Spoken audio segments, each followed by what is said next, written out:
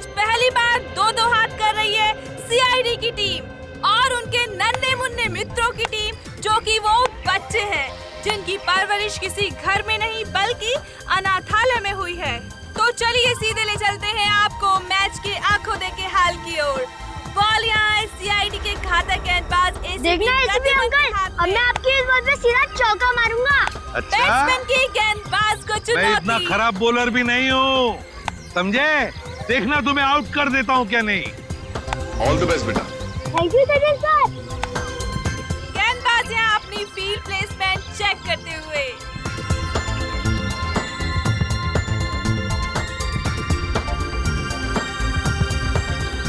और अब रेडी? गेंद फेंकने को पूरी तरह तैयार और ये बैट्समैन का शानदार शॉट। आप सब ने कभी न कभी फुटबॉल या क्रिकेट मैच का मजा तो जरूर उठाया होगा, मगर आज हम आपको पिलाएंगे एक ऐसा कॉकटेल जिसमें क्रिकेट का भी मजा है और फुटबॉल का भी, क्योंकि आज पहली बार दो हाथ कर रही है सीआईडी की टीम और उनके नन्हे मुन्ने मित्रों की टीम, जो कि वो बच्चे हैं जिनकी परवरिश किसी घर में नहीं बल्कि अनाथालय में हुई है। तो चलिए सीधे ले चलते हैं आपको मैच के आंखों देखे हाल की ओर। बॉल यहाँ है सीआईडी के घातक गेंदबाज देखना एसीपी अंकल, अब मैं आपकी इस बॉल पे सीधा चौका मारूंगा। अच्छा, बैट्समैन की गेंदबाज को मैं इतना चुनौती। खराब बॉलर भी नहीं हूँ, समझे? देखना तुम्हें आउट कर देता हूँ क्या नहीं। ऑल द बेस्ट बेटा। Thank you sir. गेंदबाज यहाँ अपनी फील्ड प्लेसमेंट चेक करते हुए।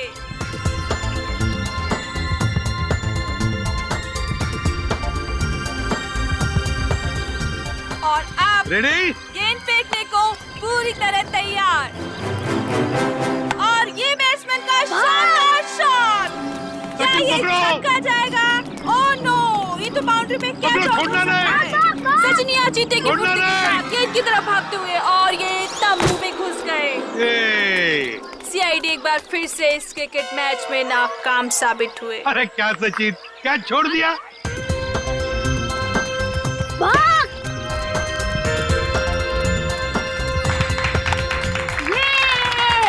अरे देखा अंकल, हमने कहा था ना कि हम आपकी सीआईडी टीम को क्रिकेट मैच में हरा देंगे। ये तो पता था कि तुम लोग जीतने वाले हो। चलो चलो चलो सब लोग चलो। अंकल, मुझे तो सबसे बड़ा क्रिकेटर बनना है। देखो बेटा, जिंदगी में खूब मेहनत करना। अगर मेहनत करोगे तो सब कुछ बन सकते हो, जो चाहते हो बन सकते हो, लेकिन मेहनत जरूरी है ना? अच्छा अंकल, अब दोबारा हमारे साथ खेलने कब आओगे? बहुत जल्दी आएंगे और सबको लेकर आएंगे। हाँ? ओके, चलो चलो खा लो। आप निकाल के पियो, ओके? चलो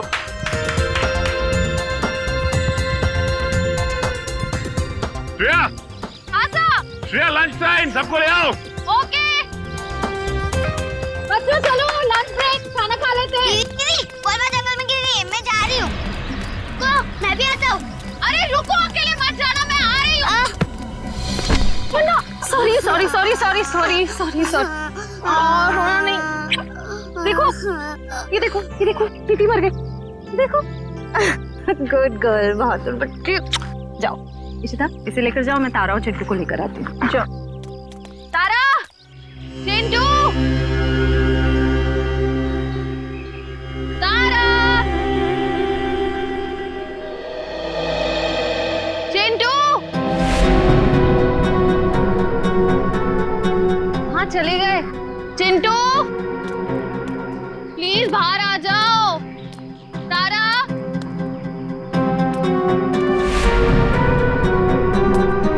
चिंटू, तारा।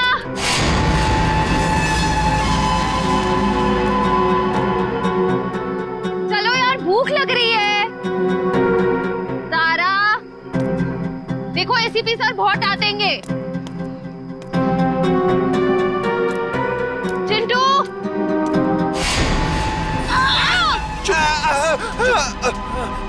चिंटू, निकल यहाँ से, जल्दी। चिंटू।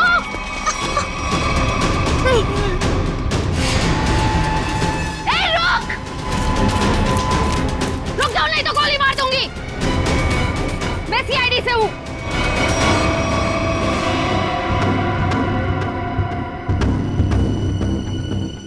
बच्चों को। नीचे उतारो, नीचे उतार।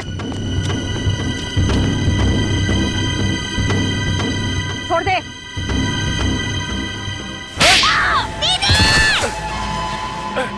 रुक, निकल जल्दी। रुक जाओ चिंटू।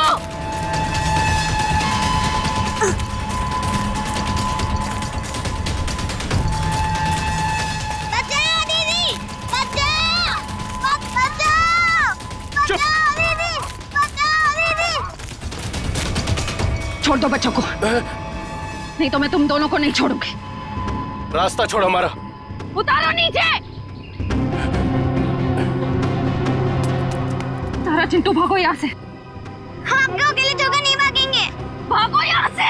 हम आपको छोड़कर नहीं जाएंगे।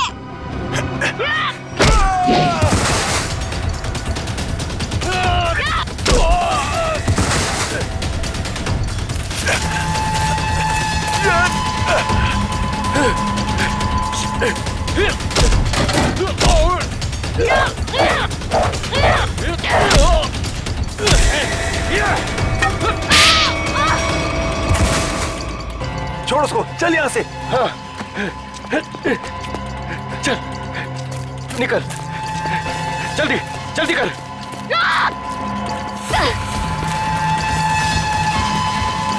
जल्दी। बचाओ दीदी।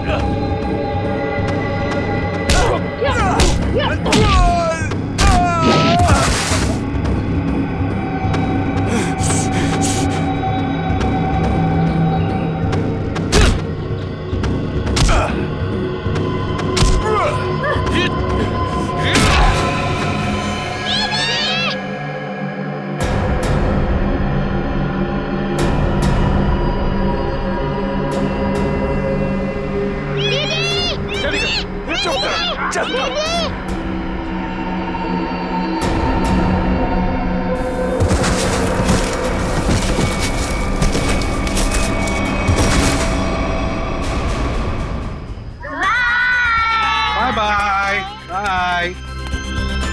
नमस्ते। बाय। हाँ? चिंटू और तारा नहीं दिख रहे। चिंटू और तारा दिख नहीं रही, कहाँ गई है? और श्रेया भी दिख नहीं रही है। हाँ? श्रेया मैम जंगल में बॉल ढूंढने के लिए गई हैं, लेकिन अब कहीं नजर नहीं आ रही। इतनी देर तक? काम करते हैं, जंगल में घुसते हैं। हाँ?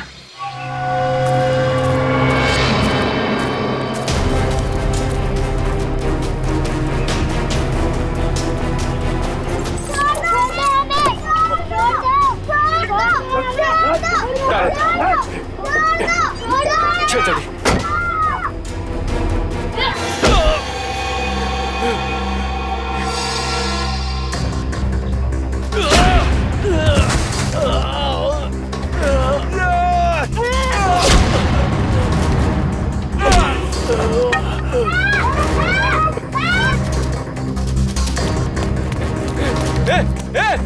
बैग बैग क्या कर रही है?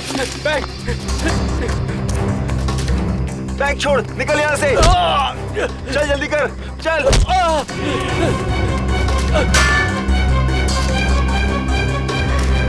जल्दी चल, चल।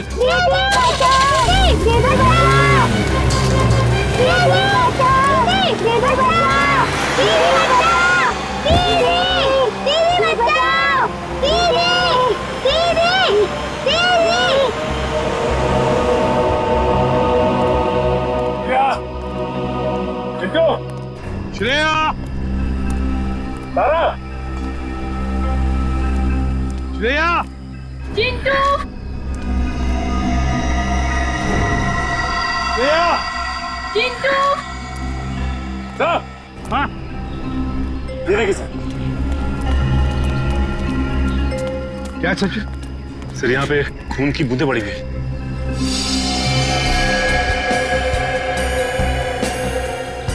सर कहीं श्रेया मैम को कुछ हो तो नहीं गया? कुछ नहीं होगा श्रेया को, सीआईडी ऑफिसर है वो। देखते ये खून की बूंदें हमें कहां तक ले जाती है।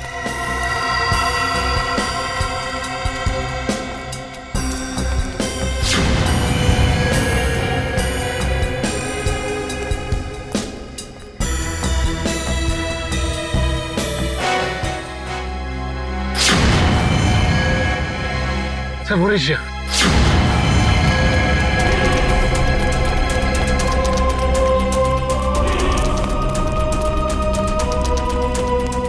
मैम! तुम श्रेया? श्रेया?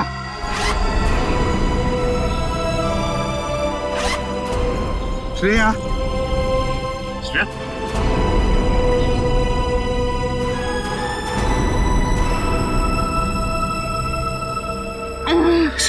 सर क्या हुआ? किसने किया ये? क्या हुआ? ब्रीफकेस। ब्रीफकेस? हाँ सर, कौन सी ब्रीफकेस? वो ब्रीफकेस उधर। सचिन देखो जरा, जाओ। श्रेया किसने किया ये? बच्चे कहाँ हैं? कहाँ है बच्चे? सर वो तारा और चिंटू को दो गुंडे उठाकर लेकर गए थे। तुमने देखा उनको? चेहरे देखे उनके? नहीं सर, उन्होंने मास्क पहने हुए थे। एक व्हाइट कलर की वैन में दोनों बच्चों को उठाकर लेकर गए वो।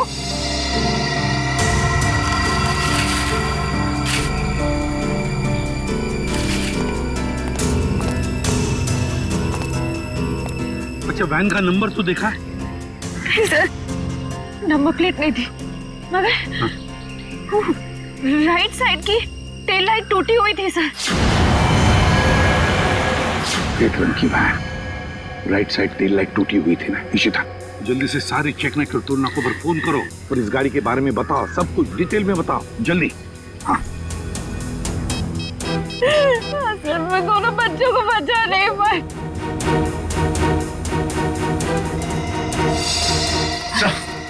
हाँ ये रहा वो ब्रीफकेस।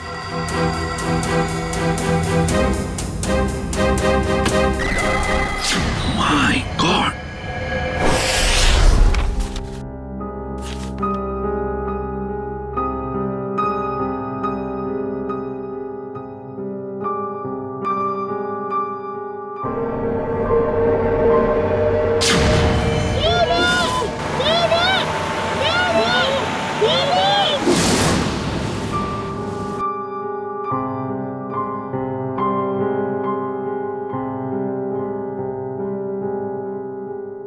श्रेया मैम, कुछ दिन सेहत का ध्यान रखिएगा। सर पर भी काफी जख्म आया है। ये जख्म तो भर जाएंगे तेरे। बच्चों को भी गुंडों से बचा नहीं पाए। इस बोझ को मैं कभी झेल नहीं पाऊंगी। श्रेया क्या कर रही हो तुम? ऐसा मत सोचो, उन बच्चों को हम बहुत जल्द ढूंढ निकालेंगे। और फिर तुमने वो ब्रीफकेस छीन लिया हाथ से उसके। एक बार डॉक्टर साड़ू के उस ब्रीफकेस से कोई सॉलिड सबूत निकाल लें, उन बच्चों तक हम बहुत जल्दी पहुंच जाएंगे। डॉक्टर साहब कुछ मिला क्या? किसी औरत का हाथ है, हाथ पर मेहंदी लगी हुई है और नाखूनों पर नेल पॉलिश है। डॉक्टर साहब ये सब हमें पहले से पता है, कोई खास डिस्कवरी हो तो बताइए। हाँ है ना, लगता है इस औरत ने हाल फिलहाल में ही मेहंदी लगाई है, क्योंकि मेहंदी का रंग बहुत गाढ़ा है। ये डिस्कवरी है? अरे ये सब पहले से पता है सर। कुछ और अभी नहीं पता लग सकता है यार। मजाक है क्या सब कुछ यार? पहले इस हाथ को लेबोरेटरी में भेजो, फॉरेंसिक लैब में, वहां पर डीएनए टेस्टिंग होने दो, उसके बाद पता लगेगा ना यार। फिलहाल तुम इतना तो पता लगा सकते हो कि जहां से हाथ मिला है वहां पर कोई शादी ब्याह हुआ है क्या? ये पता लगाने के लिए मैं वंश को पहले ही भेज चुका हूँ। वेरी गुड, बहुत अच्छा किया। तो अभी मैं भी चलता हूँ।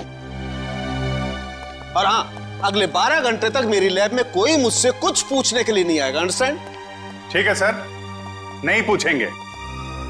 जब तारिका जी है तो आपसे क्यों पूछें? ये डॉक्टर साहब कमाल है, गुस्सा बस नाक पे रखता है इनके।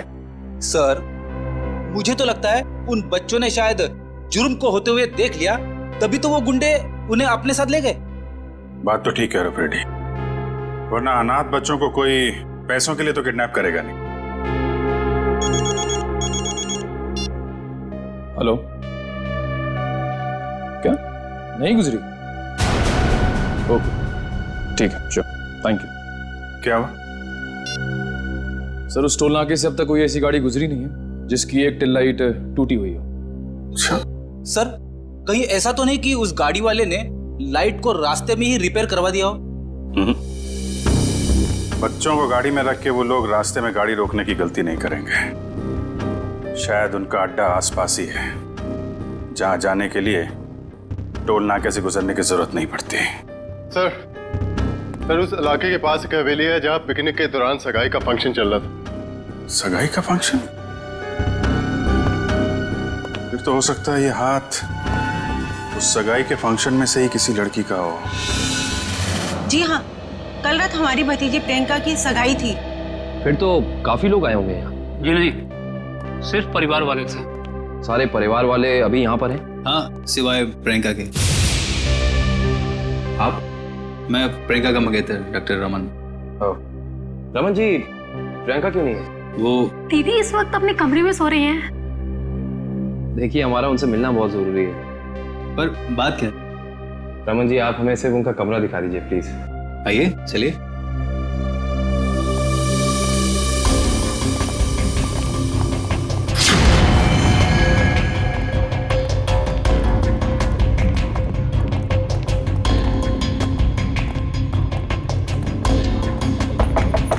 प्रियंका, प्रियंका, उठो, प्रियंका। प्रियंका, एक काम करिए, इस कमरे की डुप्लीकेट चाबी लेकर आइए। प्रियंका रोज इतनी देर तक सोती है? दोपहर का 1 बज रहा है। नहीं, वैसे तो जल्दी उठ जाती है। शायद सगाई की थकावट होगी इसलिए नहीं उठी है वो। लीजिए।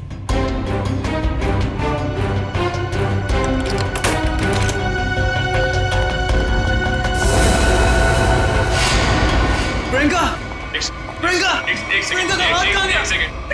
प्रियंका, प्लीज आप बाहर चलिए। Sir please. Sir, she is dead. जिस बात का शक था वही हुआ।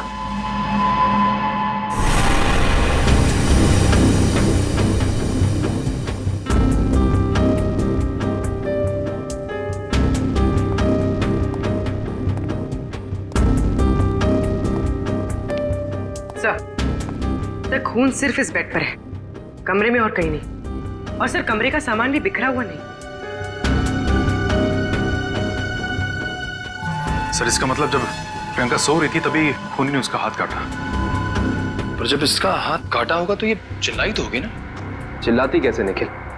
उसकी गर्दन के निशान साफ बता रहे हैं कि खूनी ने पहले गला दबाकर उसकी जान ली और फिर उसका हाथ काटा। पर अगर खूनी ने प्रियंका को मार ही डाला था, फिर उसका हाथ क्यों काटा? और हाथ काट के उसे ब्रीफकेस में क्यों लेके जा रहा था? एक काम करते, इस कमरे की सही से तलाशी लेते।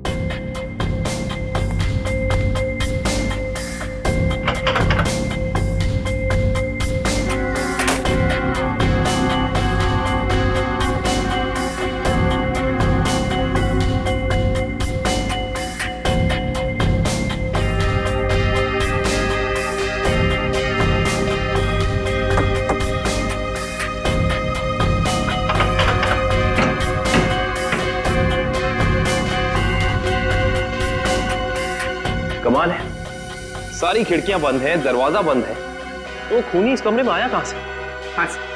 और कोई खुफिया रास्ता भी नहीं है यहाँ पर। बाथरूम की खिड़की इतनी छोटी है कि कोई इंसान उसमें से अंदर आ ही नहीं सकता।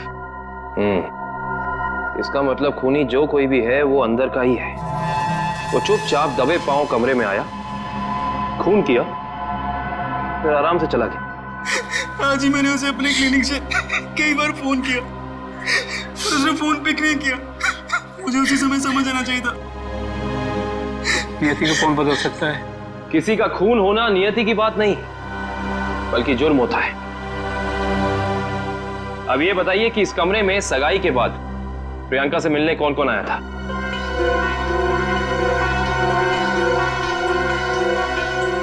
सबकी जबान पे तो ताला लग गया। इस ताले को खोलने का तरीका है हमारे पास। इस कमरे के बाहर जो सीसीटीवी कैमरा लगा है उसकी फुटेज हमें बताएगी कि इस कमरे में कौन कौन आया और कौन कौन गया।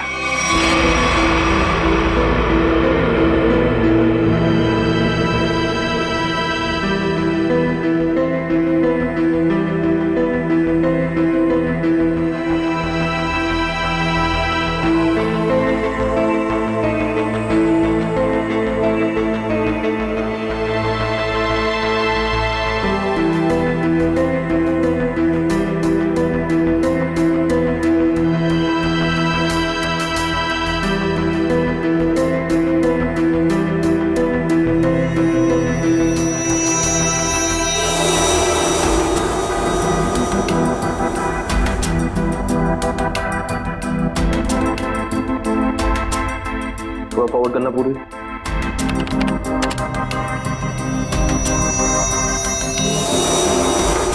पॉज करना।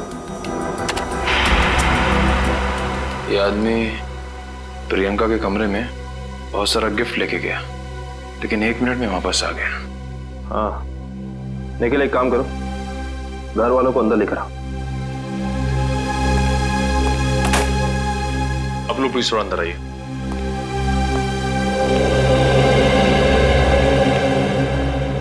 आइए। आप लोग इस आदमी को जानते हैं?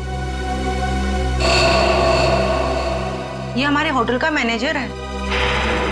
अच्छा, पहले तो दिखा नहीं। मैनेजर को लेकर आना। Yes sir. थोड़ा फॉरवर्ड।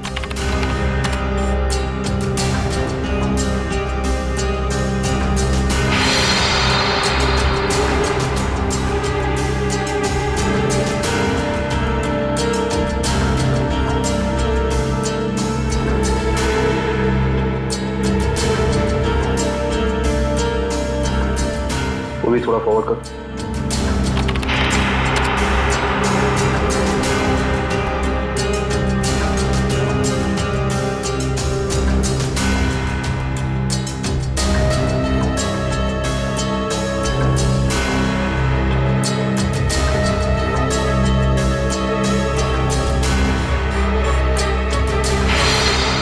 पॉज कर।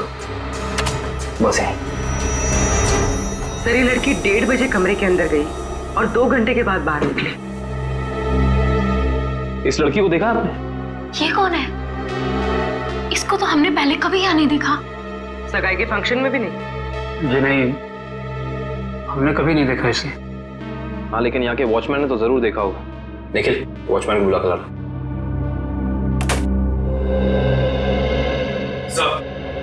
सब जगह देख लिया मगर मैनेजर कहीं मिला नहीं सर। मिला नहीं? सुबह तो यही था, शायद मार्केट गया होगा सब्जी लेने के लिए। कमाल है, पहली बार सुन रहा हूँ कि इतने बड़े होटल का मैनेजर बाहर सब्जी लेने जाता है।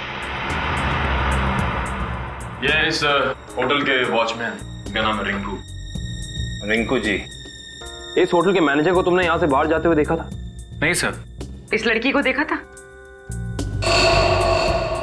हाँ सर, ये तो वही लड़की जो कल रात प्रियंका मैम से मिलने आई थी। क्या कोई भी अरे घर आएगा प्रियंका से मिलने और तुमने अंदर जाने दिया? नहीं साहब, हमने पहले प्रियंका मैम को फोन किया उनके रूम में, उन्होंने बोला आने दो, तो हमने आने दिया। इसका मतलब प्रियंका इस लड़की को जानती थी और आप लोग कह रहे हैं कि आप इस लड़की को जानते नहीं। रिंकू, एक बात बताओ, ये लड़की कल होटल अपनी गाड़ी से आई थी या फिर? सर, ये लड़की टैक्सी से आई थी। टैक्सी? उस टैक्सी का कोई नंबर रिकॉर्ड किया तुमने, कहीं लिखा कुछ?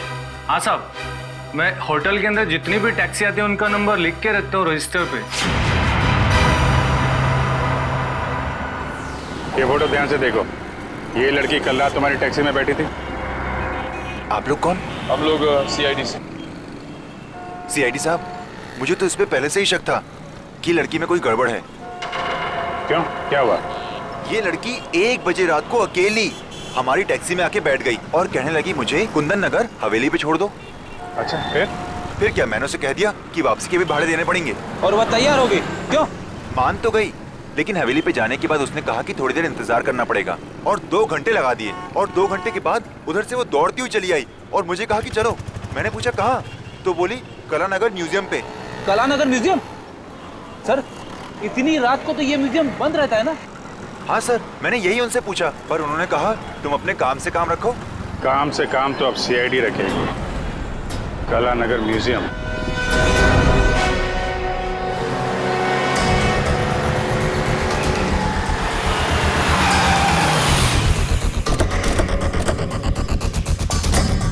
टोल नाके से पहले यही वो घना जंगल है जहाँ पे वैन छिपाई जा सकती है। हाँ सचिन, वैन यहीं कहीं होनी चाहिए, चेक करना पड़ेगा।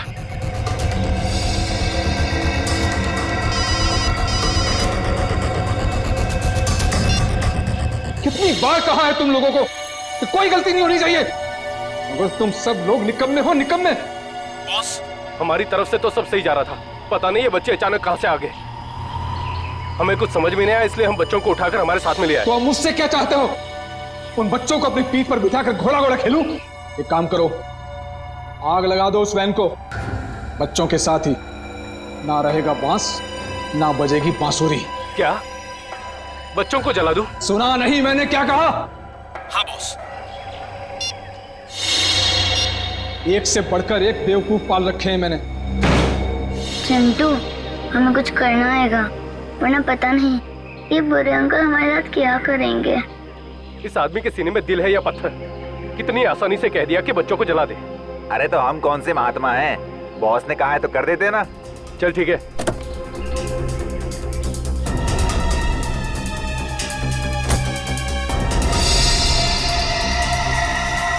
ए जल्दी करना। अरे रुकना, हलवा है क्या? कर रहा हूँ ना।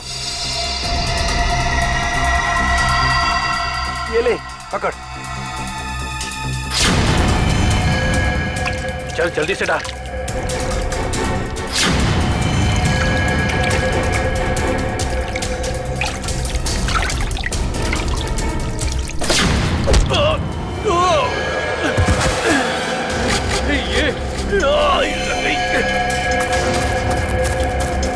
अरे भाई, अरे बच्चे चल उस तरफ भागे, चल।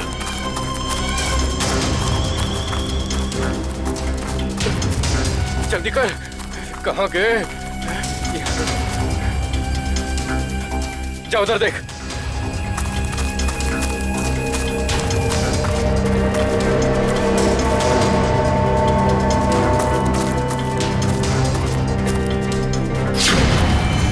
अरे वो देख, वो रहे, पकड़। चल चल चल जल्दी।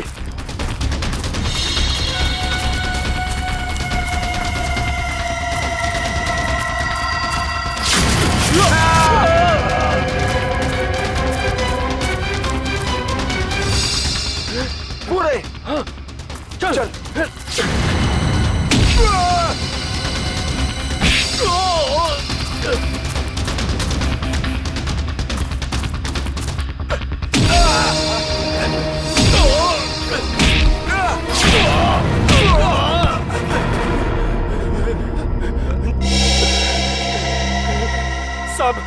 साहब, हमने जो कुछ भी किया पैसे के लिए किया साहब। हम असली गुनहगार नहीं है साहब, वो बच्चों ने हमारा चेहरा देख लिया था।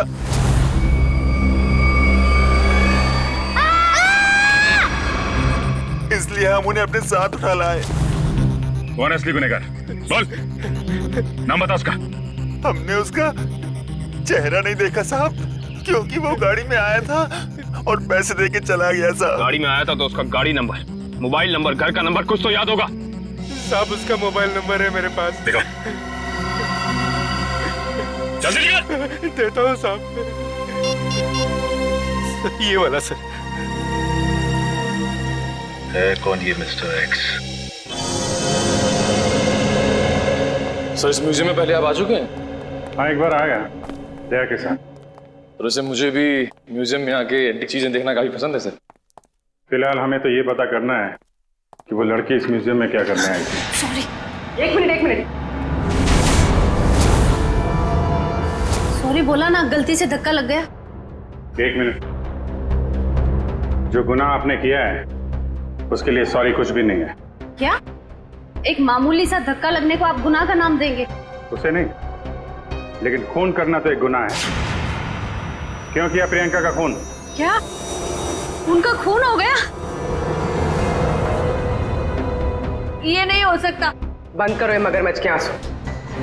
जो पूछा उसका जवाब दो। मैंने किसी को नहीं मारा, मैं तो सिर्फ वहां उनकी मदद करने गई थी। रात को 1:30 बजे ऐसी कौन सी मदद चाहिए थी प्रियंका जी को? उनको लग रहा था कि उनकी जान को खतरा है, इसलिए उन्होंने मुझे वहां बुलाया था।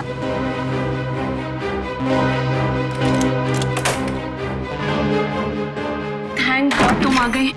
मगर हुआ क्या? इतनी रात गए बुलाए, क्या हुआ? कुछ तो बताओ, क्या हुआ? तुम इतनी टेंस क्यों नजर आ रही हो?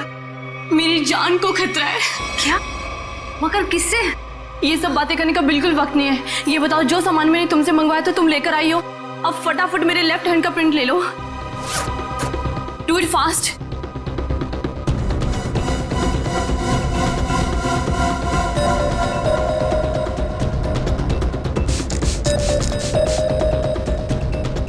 अपना लेफ्ट हैंड यहाँ रखो।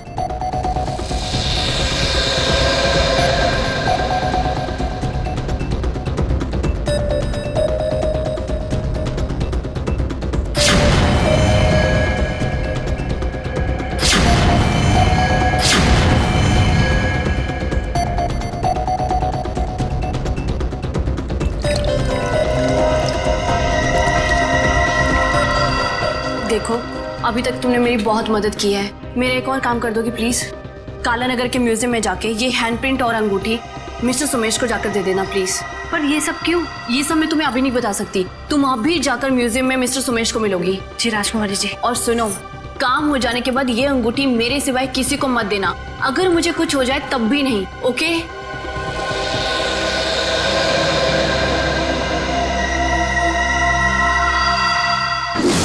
तो उन्होंने अपने हाथ का इम्प्रिंट बनवाया और उसे म्यूजियम के मैनेजर सोमेश को देने को कहा? जी। मगर उसने अपने हाथ का इम्प्रिंट बनवाया क्यों? वो तो मुझे नहीं मालूम। आप जरा वो अंगूठी दीजिए जो प्रियंका जी ने आपको दी।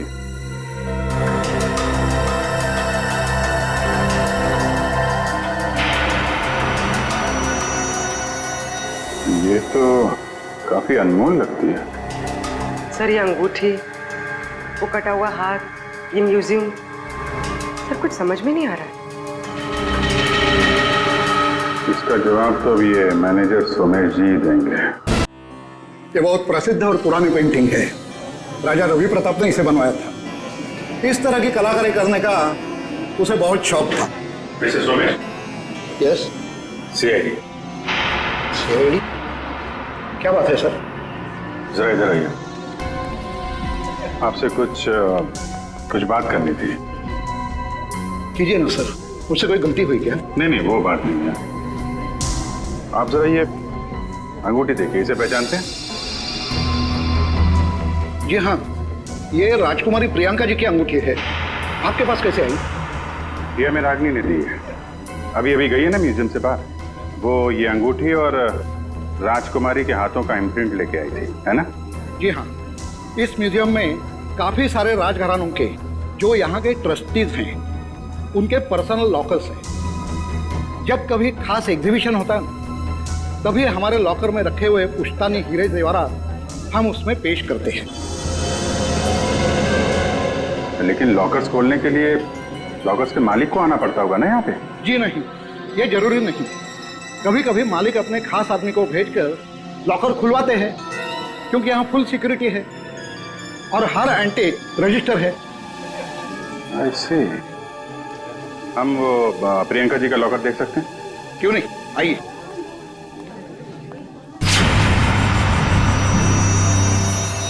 ये रहा उनका खास लॉकर। प्रियंका जी के हाथ का इम्प्रिंट इसका पासपोर्ट था। सर, इसलिए प्रियंका का हाथ?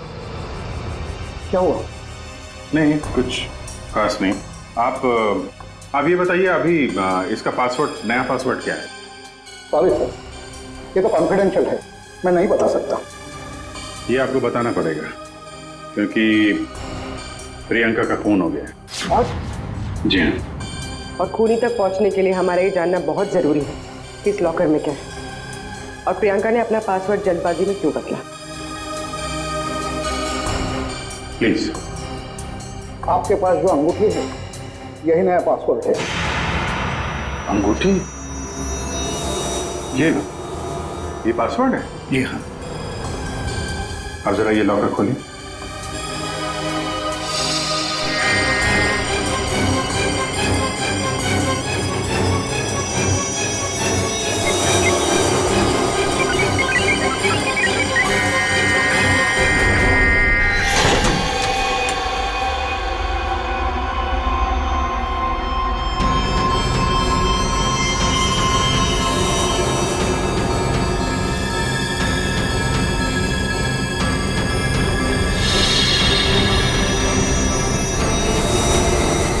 इतने सारे जेवर?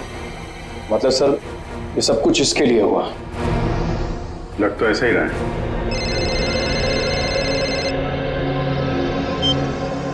हाँ बताओ। गुंडों के पास से जो नंबर मिला था वो कुंदनपुर के होटल के मैनेजर का है। Very good very good. नहीं मिलते हैं उससे मिलते हैं।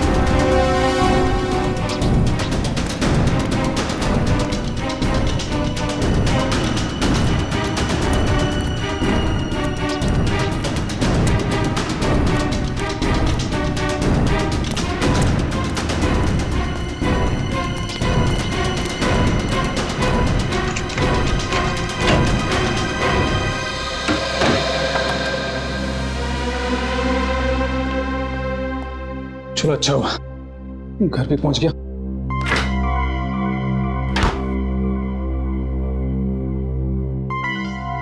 किसी ने देखा भी नहीं सिवाय हमारे सीआईडी। हाँ सीआईडी। चल बैठ। बोल राजकुमारी का खून क्यों किया तूने? मैंने राजकुमारी को नहीं मारा सर। मैंने तो जो किया वो उसके कहने पे किया। किसके कहने पे किया? पता नहीं सर, मुझे तो एक पर्ची मिली थी, उस पे लिखा था कि मैं राजकुमारी के कमरे की खिड़की खुली छोड़ दूं। अच्छा, ताकि खूनी कमरे के अंदर जाए, राजकुमारी का खून करे और खिड़की के बाहर से खिड़की बंद ऑटोमेटिक, किसी को पता भी नहीं चलेगा। जी। अच्छा, उसने तुझे पर्ची दी और तूने काम कर दिया। असली बात बता, क्यों किया तूने? सर वो उसने मुझे धमकी दी थी कि अगर मैंने उसकी मदद नहीं की तो मेरे अतीत के बारे में सबको बता देगा कि मैं जेल गया था। अच्छा, जेल जाके भी सुधरा नहीं है? पर्ची कहाँ है? सर वो तो मैंने फाड़ के फेंक दी। फाड़ के फेंक दी? वो तो फाड़नी ही थी। तुझे एक पर्ची पे धमकी दे दी, तूने इतना बड़ा काम कर दिया, ये हो नहीं सकता। असली बात बता, क्यों किया तूने ये सब? बता। देखिए सर, मैं सच कह रहा हूँ, मुझे कुछ नहीं पता सर। ये ऐसे नहीं मानेगा इसको तो मैं। नहीं, रुको। तुम लोग जरा बाहर जाओ, मैं संभालता हूँ इसको। सर बाहर बहुत पब्लिक है, कहीं बाहर ले चलो। बाहर काम मैं संभाल लूंगा। चल जा।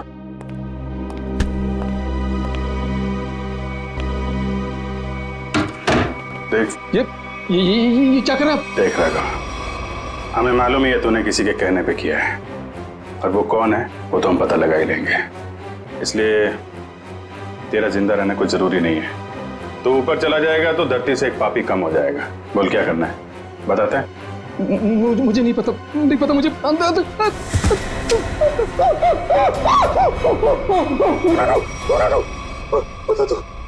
बोल।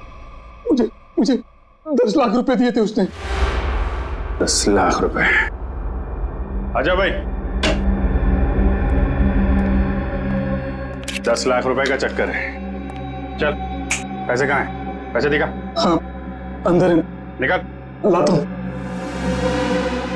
सर, नुस्खा काम आ गया।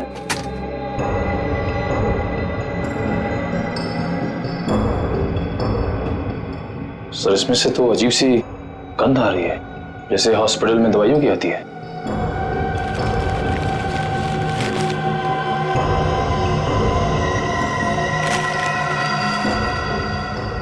मुल्क में से नहीं है,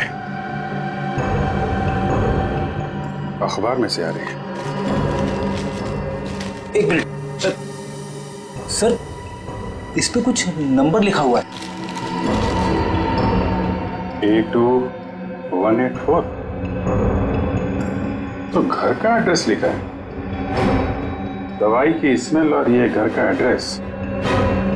अब समझ में आया वो पर्ची दी किसने थी। कितनी बार उसे समझाया कि हमारा अभी मिलना ठीक नहीं है, लेकिन फिर भी पता नहीं वो क्यों मुझसे मिलना चाहता है। This better be important. Yes, it is important. मेरा तुमसे मिलना बहुत जरूरी, क्योंकि मुझे मेरा पैसा चाहिए अभी। कैसा पैसा? पैसा कैसा होता है अब ये भी तुम्हें समझाना पड़ेगा।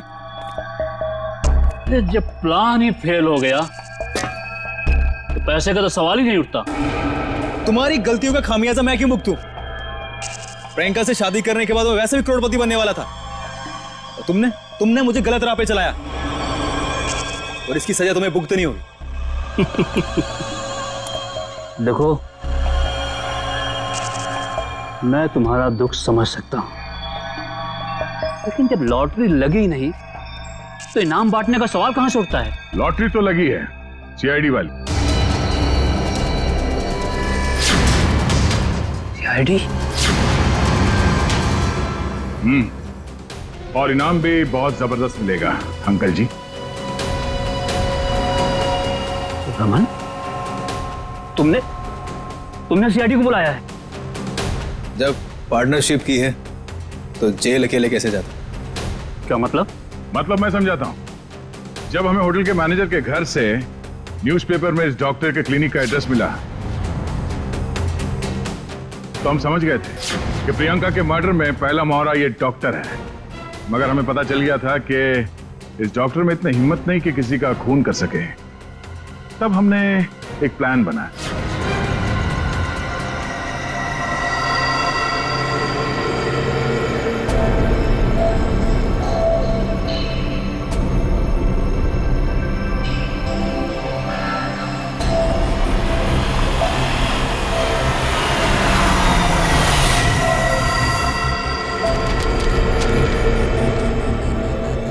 तुम्हारा भांडा फूट चुका है।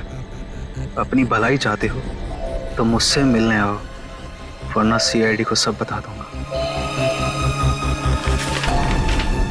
आज तुझे अपने इस धोखे की कीमत चुकानी होगी, अपनी जान देकर।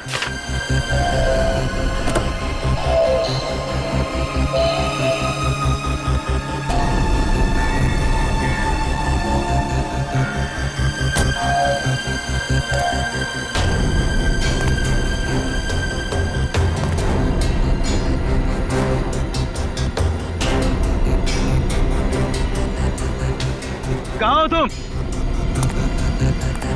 अब चूहे की तरह बिल में छिपके क्या बैठ गए हो? लो, मैं आ गया। क्या हुआ? डर गए क्या? अब डरने की बारी तुम्हारी है।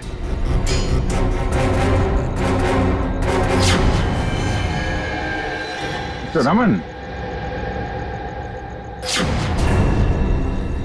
राजकुमारी प्रियंका के होने वाले दूल्हे,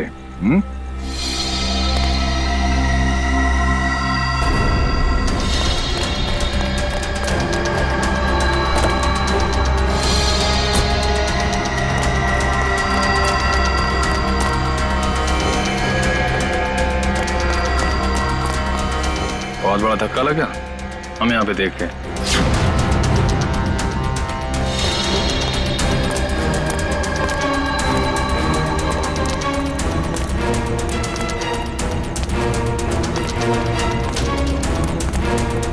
ये चिट्ठी हमने ही भेजी थी। अपनी होने वाली दुल्हन का खून किया तुमने, हिसाब तो देना पड़ेगा।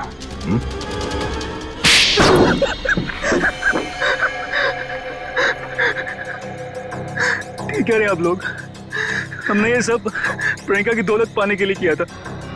हाँ, और अब फटाफट अपने पार्टनर का नाम बता दे जिसके साथ मिलके तूने ये पूरी खिचड़ी पकाई है। चलो अब फांसी के फंदे के लिए तैयार हो जाओ। अरे इसके पहले मैं तुम लोग को ऊपर पहुंचा दूंगा।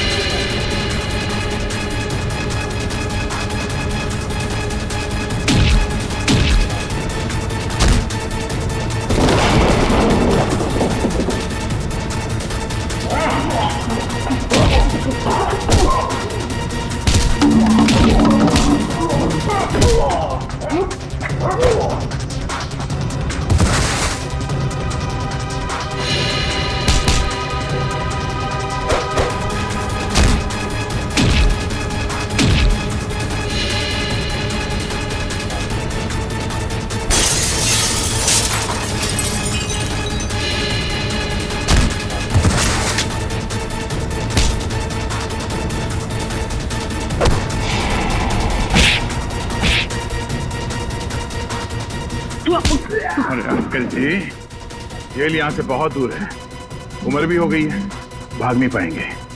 सीआईडी की जीप में छोड़ देते हैं आपको।